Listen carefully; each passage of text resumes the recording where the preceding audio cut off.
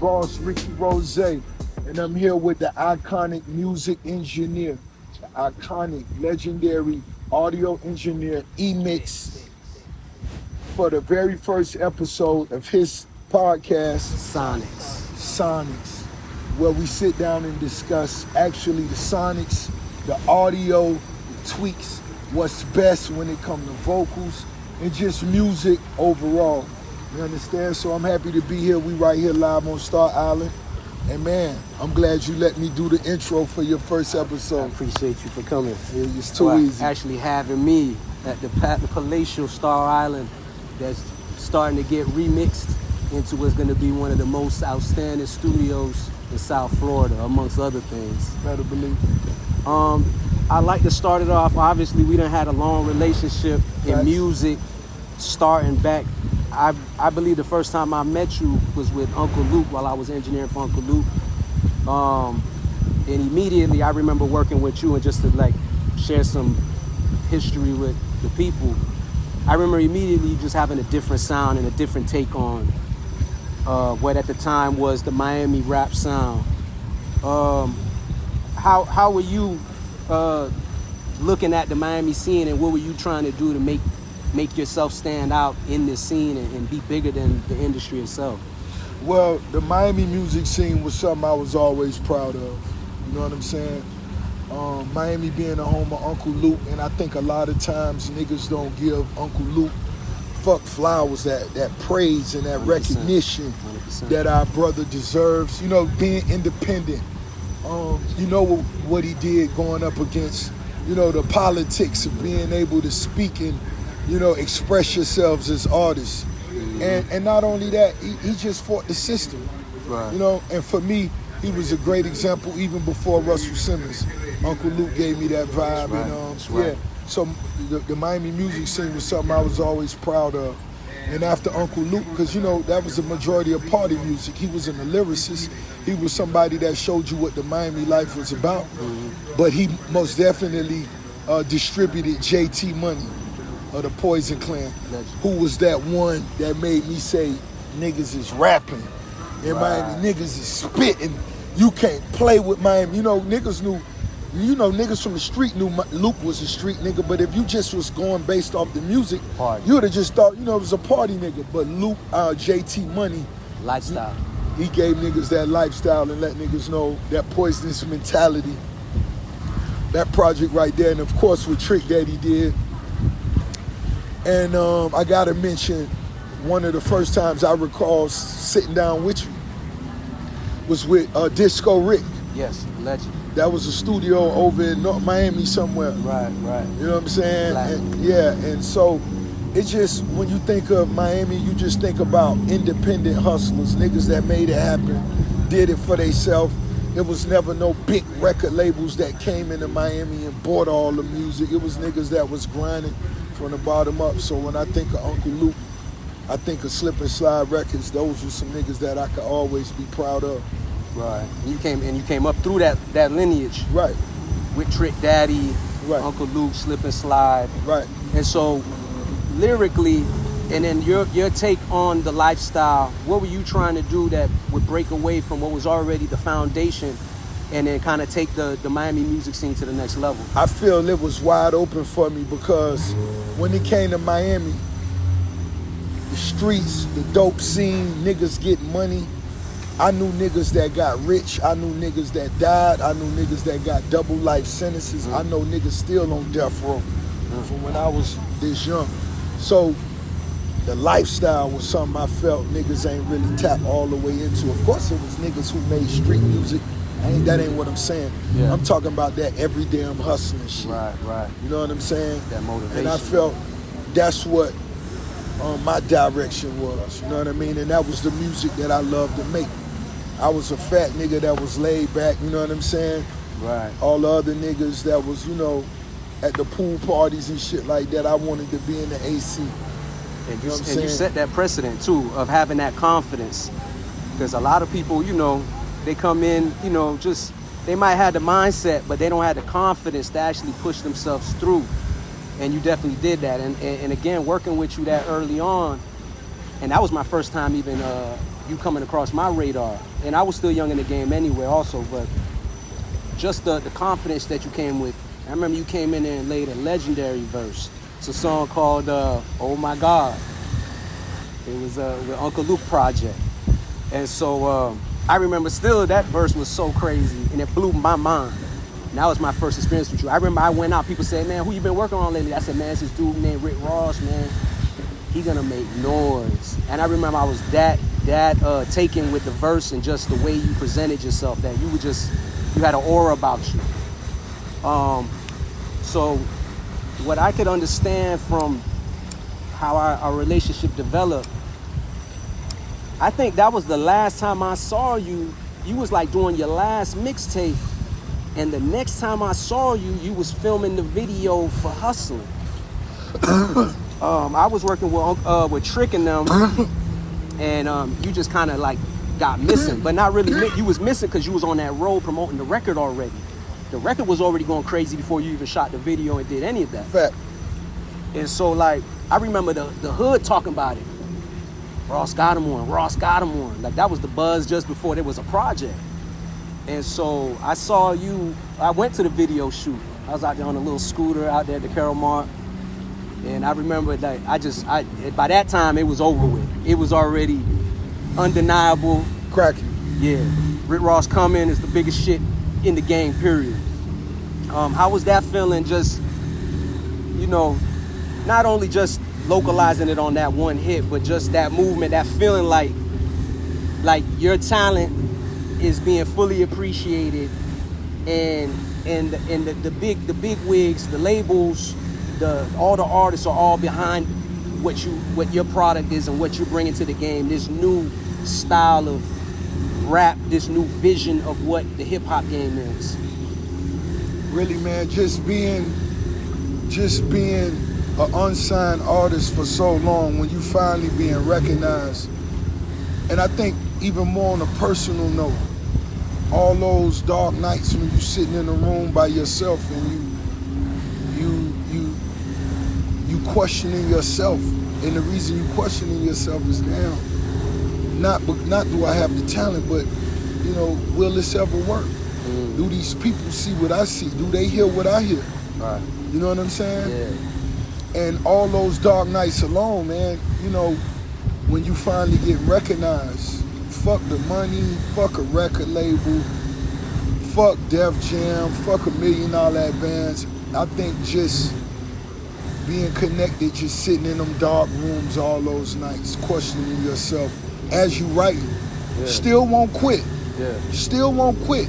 But damn, will this shit ever connect? Do these motherfuckers see what's going on? Do they see what I see? You know what I mean? So, that's deep. Yeah, I think that to me meant more than anything else. You know what I'm saying? No, that makes sense too. And so, you know, moving forward, now you're establishing the game, and now almost immediately, people are already claiming, already piquing your ear as the ear for hip hop, and your gift to kind of find new producers, new sounds, new samples, and I guess what I'm trying to ask is, what was your process just picking those sounds and looking for the backdrop for this message you was trying to bring to the game? I felt like if Ricky Rose gonna give life to the luxury side of rap, I have to make it sophisticated, sexy at the same time, rich at the same time, elegant at the same time. And how do I do that? That's when you create records like Aston Martin Music, where you in the studio with a gorgeous sensation. She has her own vibe, and on a total different time, you collaborating with a young, king, and then on a total different date, you just put those two sessions together. Yeah, right. Because that's how Aston Martin Music came. It wasn't 100%. A plan where we're gonna get, Chris and Drake to cut. No, that wasn't the plan. It was just, yo, we got two different vibes at two different times that said, yo, let's do something totally different. You know what I mean? And when you collaborate with artists or producers like the Justice League, and you know, you ask them, can we bring in a symphony? Right. Can we bring in the live, you know, orchestra? Yeah. Can we, you know, just that vibe? And that's what we did time and time again. Mm-hmm. And you was there to record my audio, my vocals on those records. You know what I mean? And it was most definitely something that was unique. It was special. You know, I was recognized by the greatest producers in the game, Dr. Dre, me sitting down with Dr. Dre. You record my vocals when we recorded records, you know, with Dr. Dre for Mastermind. Three Kings was the collaboration. Right. And that was just, once again, me wanting to make sure it's sophisticated as possible. Who are the three biggest artists in music right now? That's what I asked myself, and what I came up with was Rick Ross, Jay-Z, and Dr. Dre. Huge. That's who we got to collaborate on the record, collaborate on the production, you know, and we went and sat down with them when they verses was laid, you know what I mean? So, huge. I think that's what separates me the most when it comes to, you know, other artists in a major city. Yeah, to the point where there's actually been talk in the industry. There's been a couple legendary artists over the span of your career that people have literally been in the comments and just asking if you would executive produce their projects, because it seemed like they just didn't have the ear for the right tone for their project, and everybody just felt like you had that strong of an ear that it wasn't just for your project. You could do that for anybody in the industry. And I've been able to witness that. You know, I'm just excited to have you as my first guest. So and even though I've been in the studio with you for over years, it's still very intriguing for me to even just get these specific takes on it. You know, because when we in it, we're in it, and we're just trying to get it. We're trying to get this thing done. Right. We don't have to. We know what our goal is, and that's all we set out to do when we in the studio. We don't glamorize our sessions. We getting straight to the point. Let's get straight to the point. Right, all business. Let's be calling motherfuckers, FaceTime, texting. Yo, who is the one for this? What's your opinion on this? You know what I mean? And shit is serious. Our faces with each other. Shit is serious. Yeah, right. And I think that speaks for itself. It speaks volumes. You know, releasing 12 albums, going on the 13th. 100%. And this is actually the first time me speaking on the next project that we'll be releasing, my next solo album that we'll be releasing, you know, early 2024, you know?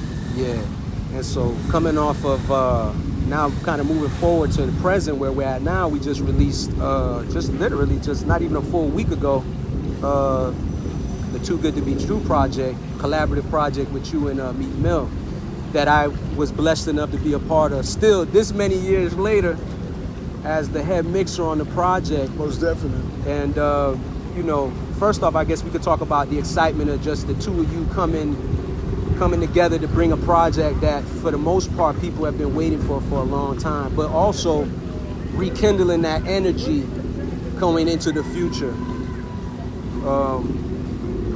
How did that, I mean, you've already been asked this question, but how did it feel coming into that project, and how's that motivation building up now moving forward? Man, it felt good, man. Just little bro Meek Mill, Double MG, you know what I'm saying? Early days. Right. We know our vibes when it comes to putting records together. So it was pretty much just some cool shit we did. Sure. I got to smoke, kick it with the homie, spend time with the homie. Right. And you know, we got to put together a dope album. An album that the streets appreciated. You know what I'm saying? 100%. We sticking to the script. Fucking with the culture, getting some money, you know what I'm saying? And that's what we love most about this shit. Yeah. No, 100%. Again, I was excited to be a part of the project, and really just I drew off the energy of the two of you, because I was coming in. You guys had already laid probably about 4 or 5 records by the time I had got like it fully involved mixing the project. And I just remember them coming in, and I was like a kid in a candy store, like wow. Like I'd get a Rose verse first, and then I'm like, okay, me gotta come kind of crazy on this, because Rose done put down something that, woo, kind of too fire. And then Meek would come and I say, oh yeah, he did it. Okay, he did what he was supposed to do. And then now the press is on me, because I got to do what I'm supposed to do. Because I can't fuck up nothing what they got going on, because then it's just on me, because they did everything they did. The production came in, the lyrics was coming in, the content was coming in, so it definitely motivated me. And I've been telling, I did a couple panels recently, and the people appreciate it. They appreciating the SONICS.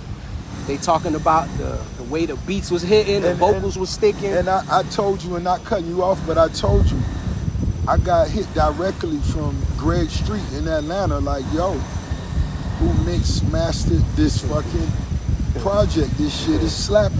Yeah. Shout out to Greg Street. Shout out to Greg Street. And you know, just for any young engineers, please make sure you spend time and do your homework. And a lot of times it's not just about your talent and your gift, it's the way you move when you next to that artist. You know what I'm saying? That's one vibe that you get from eMIX when you in the studio, that he take this shit serious than a motherfucker. That's serious. You know what I'm saying? It's very little laughing, it's very little giggles. You know what I mean? This shit is serious. It tweaks, you know, and it's just something that he really takes personally, and he passionate about it. So make sure, just for the young artists, you know what I mean? You do you, of course, your gift gonna speak, but make sure you keep in mind that connection you have with that artist.